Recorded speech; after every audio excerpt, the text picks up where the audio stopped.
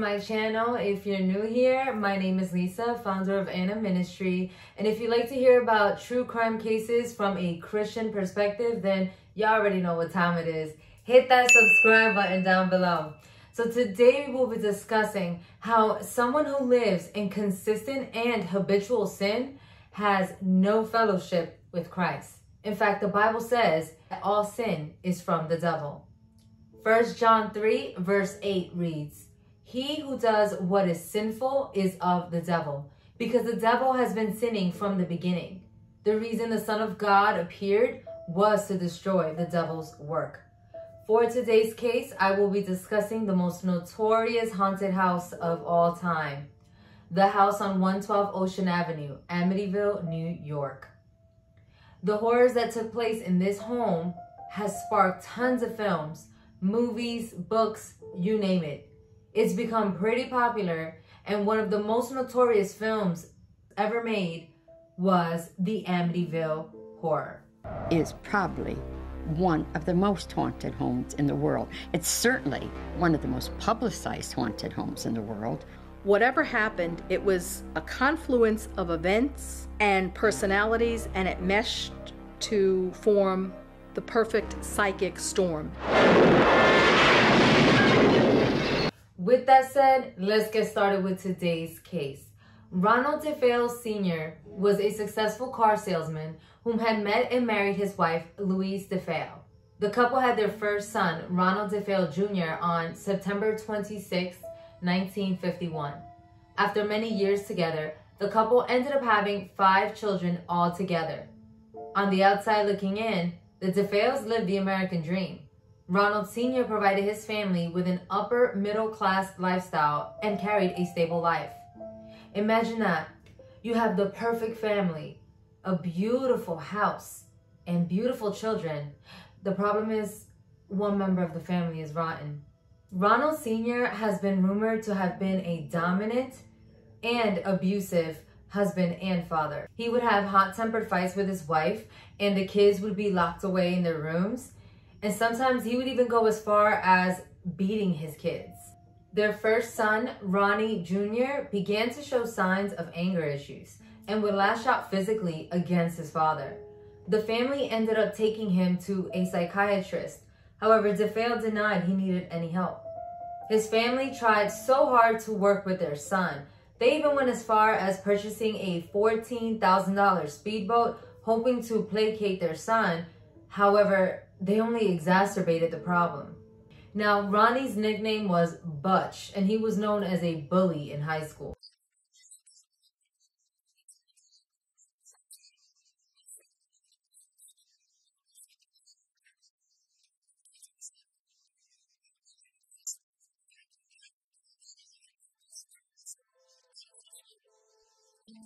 Ronnie ended up using LSD and heroin and eventually got expelled from school for violence. When Ronnie turned 18, he ended up getting hired to work at his grandfather's car dealership, and his father would also give him a weekly allowance. Now, despite all of this, they also purchased him a car, and they also bought him guns. Ronnie and his friend went out on a hunting trip, and Ronnie must have gotten really upset because he threatened his friend with the rifle. We start to see a pattern of this because there was another time where Ronnie had gotten into a fight with his father, and it got so bad that he pointed the shotgun at his father and pulled the trigger. However, that gun was jammed, so his father was left standing there completely stunned. Now, I don't know why they didn't take action after this. I mean, if you saw your life flashing before your eyes, you would think that something needs to change. There was a lot of problems, you know, and it's not that I could sit here and lie to you. I could say that I knew something bad was going to happen to my mother and father. Proverbs 22, verse 24 to 25 reads, "Make no friendship with a man given to anger, nor go with a wrathful man, lest you learn his ways and entangle yourself in a snare. Angry men are fools full of fury. There is nothing godly, manly, or noble about them." And no matter how many times you try to justify or make excuses for it, it is still ungodly. Now, unfortunately, this incident was a foreshadow of what was to come, but it would be much worse. Ronnie believed that he was receiving a poor man's salary at the car dealership. So he began to plot with his friend to do a mock robbery so that they can both split the money and pocket the cash. Now, after some planning, Ronnie actually went through with it and did the robbery. Once the police started to investigate and they questioned him, he got super defensive. Then it got to the point where his own father, Ronald Sr, started to suspect that maybe his son was involved in the robbery. Now, Ronnie was not self-sufficient at all. He was an avid drug user and relied heavily on his parents for his needs to be met. His parents, they genuinely tried. They did everything that they could, and they seemed like they just wanted to help out their son.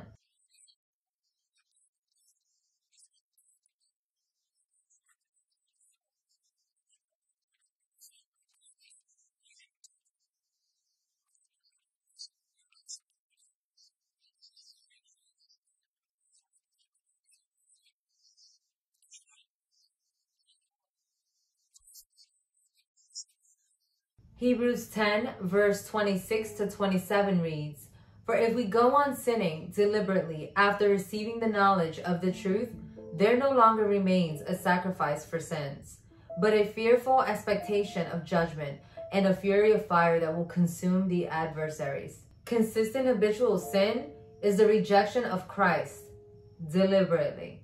These are not isolated acts.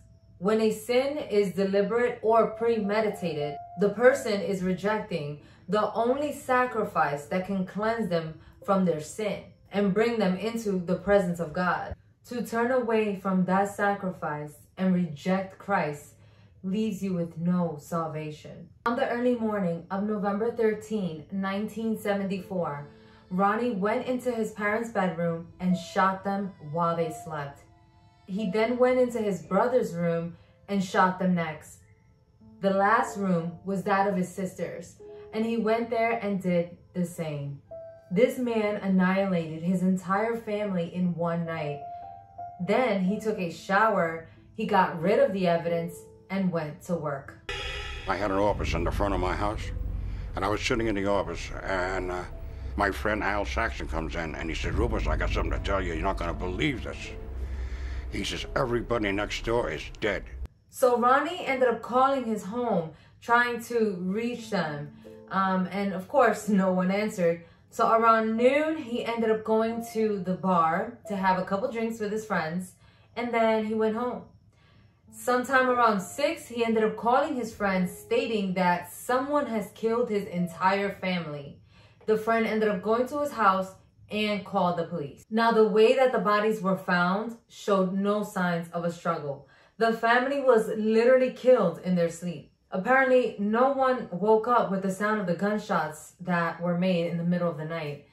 And not even the neighbors heard a sound. And this is a family of 7. While Ronnie was being questioned, he stated that this could have been a mafia hit. Here you had so-called idyllic suburban family, Italian Catholic. The family had its own business, which was an auto dealership. And of course, with an Italian surname, there are the inevitable whispers about connections to organized crime. Ronnie stated that when he woke up, he believed this family was alive. So he got ready and went to work. Due to this being an open investigation, the police ended up placing Ronnie in protective custody while they looked for the suspect. The police searched the family home, and after further investigation, they discovered that Ronnie had purchased a gun very, very recently. The crime scene unit placed Ronnie at home at the time of the crimes. So now the investigators started to zone in on the only family member that was left alive, Ronald Defeo Jr. And so once they started questioning him and they put the pressure on him, his story began to change. He went from, the story was that he woke up and went to work believing that his family was alive, to someone went to his house with a gun to his head and forced him to kill his family. Not only was the police starting to suspect that Ronnie was responsible for the crimes, but the neighborhood did too. I walked around the neighborhood and I said, "Can you tell me anything more about what happened?" And almost to the person, every kid said, Ronnie did it. Ronnie did it. I was in my car. I believe the reporter was Joe Martin. Came on and said that the killings had happened, and they didn't say that Ronnie was dead with them. And I said to my wife that it was Ronnie. The more and more that the pressure was put on him, the more that his story seemed to have lots of loopholes. And eventually, he confessed to the crime. And his exact words were, "Once I started, I couldn't stop. It went so fast." What demons could do in the Bible times, they can still do it today. Just because we cannot see the activities, that doesn't mean that they're not there, fully functioning and active and devouring lives. Demons are fallen angels that followed Satan's rebellion against God and were casted from heaven and are now under Satan's kingdom of darkness in hierarchical levels known as powers, rulers, authorities, and principalities. In 1975, the trial began, and the defense attorney, William Weber, attempted to use the insanity plea, stating that Ronnie just wasn't in his right state of mind, that he heard voices in his head that told him to murder his family. Psychiatrist Dr. Daniel Schwartz stated that Ronnie suffered from dissociative disorder and was neurotic. Ronnie flat out said the devil made him do it. We were really a close family, you know. It's a shame what happened, but it happened. The other thing about Ronald Defeo, of course, was he immediately started ranting and raving from prison that the devil made him do it. Some priest was in the courtroom watching my performance on the witness stand. He felt that my performance, I had to be possessed by the devil. You know, there were echoes of Charles Manson from the late 60s and the Sharon Tate murders in California. Ronald Defeo had that same wild-eyed look as Charles Manson. Ronnie stated that a demon appeared to him with a rifle and told him to kill his family. Ronnie had taken some drugs. He was watching television and there was a war picture on. And at the end of the picture, Ronnie was in the room alone. He said initially he thought that he heard members of his family in another room conspiring to kill him. The one thing that he said, and sometimes he said it with a smirk, so I wasn't sure if it was truthful, but he said that a female with black hands gave me the rifle and I went ahead and shot everybody. His original testimony was that at some point a hooded, black-handed demon handed him a weapon and that he went upstairs and that he committed the murder. 1 Peter 5 verse 8 reads, "Be sober-minded, be watchful. Your adversary, the devil, prowls around like a roaring lion, seeking someone to devour." When we do things like taking drugs, we are giving the devil access to our minds and to our spirit. The enemy is always active, and he's looking for an opportunity to devour you. He will do whatever he can to keep you from having fellowship with Christ. You must believe that Satan is real and is after your soul so that you can withstand the attacks of the enemy. And what does the Bible say is one way to withstand the attacks of the enemy? Be sober-minded. The prosecution team ended up using their expert psychiatrist, Dr. Harold Zolan, and he stated that Ronnie suffered from antisocial personality disorder, which means that he was well aware of what he was doing. He just didn't think it was wrong. He also has a self-centered attitude. One thing I noticed was Ronnie took pride in his crime. I guess the Amityville horror really is supposed to be me, because I'm the one that got convicted of killing my family. I'm the one who said did it. I'm the one that's supposed to be possessed by the devil. Now, almost 1 year after the murders, newlywed couple George and Kathleen Lutz thought that they had found their dream home. The family bought the house where the tragic murders took place and believed that they were ready to settle down and raise their family. Almost immediately, though, the paranormal activities began, and it started with their dog. Harry tried to hang himself, our dog, our black Labrador retriever. He jumped over the fence, and his chain was too short, and he was actually hanging on the wrong side of the fence, choking to death. That was all within the first hour of moving in. Then one of George's friends recommended that they have a priest to come and bless their home. The priest came and went about the house blessing and came out and told Kathy and I not to use the one upstairs bedroom we were going to use as a sewing room as a bedroom. He said he felt something in there. And he was slapped. He heard a voice tell him to get out. Those were two things that were immediate first day, first few hours. Within the first week of moving in, George Lutz kept waking up at 3:15 a.m. And it wasn't until some time after that someone mentioned to him that that was the exact time that the murders took place. Now, George's personality began to change. He started to become more aggressive, and even his hygiene was affected. I got very sick in the house and lost a lot of weight, lost days at work. My own personal hygiene changed there. He was undergoing personality changes. He would snap at the family. He and Kathy were having arguments. He could not get warm. He was constantly outside chopping wood, building fires. Kathy would go to different rooms in the house and feel different things.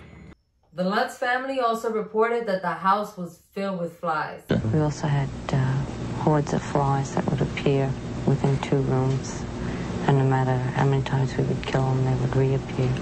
Right, now flies can be a real problem in this part of the country in the summer, sure, in any house, you know.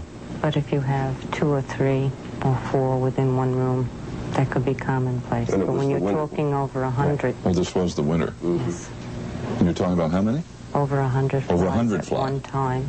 And then you'd go around and kill them. They'd be lying on the floor. You'd come back an hour later and they would be there more.